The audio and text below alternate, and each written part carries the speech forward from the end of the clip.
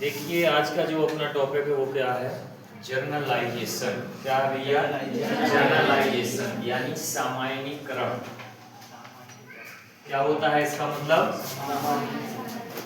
तो जर्नलाइजेशन जो होता है यह एक ऐसा सिस्टम है या प्रक्रिया है जिसके अंतर्गत दो या दो से अधिक संस्थाओं का मतलब दो या दो से अधिक टॉपिक जो होते हैं उनको मिलाकर किसी एक नए टॉपिक का निर्माण किया जाता है या एक मुख्य शाखा का निर्माण किया जाता है, जिसे क्या कहा जाता है? जर्नलाइजेशन कहा जाता है। जैसे एग्जाम्पल के तौर पे हमने आपके लिए यहाँ पे बनाए हैं, दो संस्थाओं को बनाया है, यानी दो टॉपिक के रूप में डायग्राम को रिप्रेजेंट कराया है। प्रथम जो डायग्राम बनाया है उसमें सेविंग अकाउंट के बारे में जानकारी है और दूसरा डायग्राम जो बनाया गया है वो किसके बारे में जानकारी है? Current account. क्या आप लोग जानते हैं सेविंग अकाउंट और करेंट अकाउंट के बारे में? कौन कौन जानता है?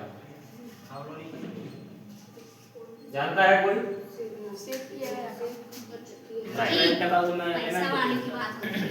सेविंग अकाउंट और करेंट अकाउंट जानता है क्या कोई? सुमित, देखिए अकाउंट जो होते, अकाउंट का मतलब जो है ना, जो बैंकों में आपके खाता खुले होते हैं उन्हें क्या कहते हैं? अकाउंट कहते हैं, अकाउंट नंबर, है ना। तो जो अकाउंट होते हैं वो मुख्य रूप से कितने प्रकार के होते हैं?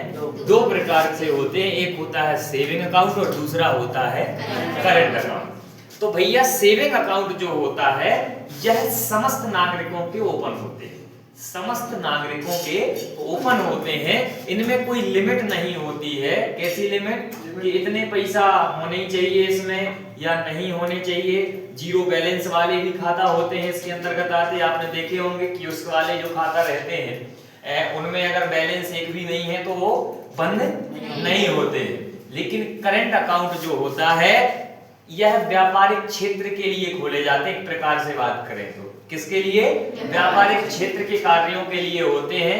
जैसे मान के चलें जो बड़े व्यापारी होते हैं या कोई डीलरशिप होते हैं उनके अकाउंटों में क्या होता है? पैसों का ज्यादा लेन देन होता है।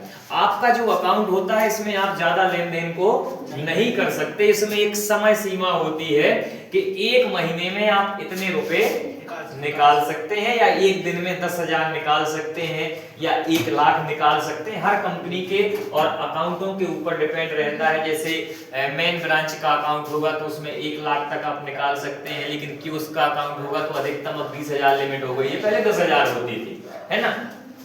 तो सेविंग अकाउंट में क्या रहता है? यह समस्त नागरिकों के अकाउंट होते हैं। प्रथम बात ये हमें पता होनी चाहिए। जैसे आप समस्त विद्यार्थी बैठे हुए हैं, आपके पास कौन सा अकाउंट नंबर होगा? Saving account. यानी उसमें अगर पैसा डले हैं तो ठीक है और नहीं डले तो कोई दिक्कत की बात नहीं है। और जो सेविंग अकाउंट होता है, सेविंग अकाउंट में एक लिमिट होती है कि आप इतने पैसे एक दिन में निकाल सकते हैं। जमा करने की कोई वो नहीं रहती। आप ज्यादा जमा कर देंगे तो आपसे टैक्स लग जाएगा, सिंपल सी बात है। जो ये शर्तें होती है निकासी के टाइम पे होती है, यानी जो आपके अकाउंट में पैसा पड़ा हुआ है आप एक दिन में या एक महीने में कितने पैसे निकाल सकते हैं। जमा के लिए तो आप 10 करोड़ भी एक साथ जमा कर देंगे, आपके उतने ज्यादा पैसे आ जाएंगे तो आपका इनकम टैक्स लग जाएगा, इनकम टैक्स के रूप में पैसा कट जाएगा, है ना। तो सेविंग अकाउंट में क्या होता है? एक लिमिट होती है पैसों के निकालने की। आगे बात समझ में? इसमें पैसों का ये नहीं रहता कि आपको मिनिमम या मैक्सिमम इतने पैसे इसमें रखने पड़ेंगे, ये लिमिट इसमें नहीं होती है। लेकिन बात करें जो करंट अकाउंट होती है, करंट अकाउंट जो होते हैं मुख्य रूप से व्यापारिक क्षेत्र या व्यापारी लोग अपने अकाउंट ओपन कराए रहते हैं। क्यों कराए रहते हैं? क्योंकि व्यापारियों को पैसों का ज्यादा लेन देन करने की आवश्यकता होती है। इसमें तो लिमिट होती है कि भाई एक दिन में मान के चलें 1 लाख रुपए आप निकाल सकते, हो सकता है उस व्यापारी को एक दिन में 20 लाख ट्रांसफर कर दे, है ना। तो करंट अकाउंट किसके लिए होते हैं? जो व्यापारी होते हैं। आगे बात समझ में ना।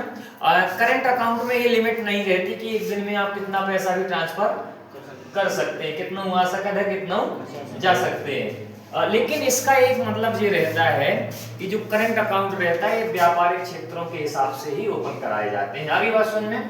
तो आज का जो अपना मुख्य रूप से टॉपिक है वो है अपना जर्नलाइजेशन। यानी जो जर्नलाइजेशन होता है वह दो या दो से अधिक संस्थाओं को जोड़कर एक नई संस्थाओं को निर्माण कराया जाता है, जिसे क्या कहा जाता है, जर्नलाइजेशन कहा जाता है। लेकिन जो दो संस्थाओं को मिलाकर एक मुख्य संस्था का निर्माण कराया जाता है, उसके लिए एक ट्रायंगल ब्रैकेट में ISA को ऐड कर दिया जाता है। किसको ऐड कर दिया जाता है? ISA। इसका फुल फॉर्म क्या होता है भैया? इंस्ट्रक्शन, फिर से बोले, इंस्ट्रक्शन सेट आर्किटेक्चर। क्या होता है? Instruction set architecture.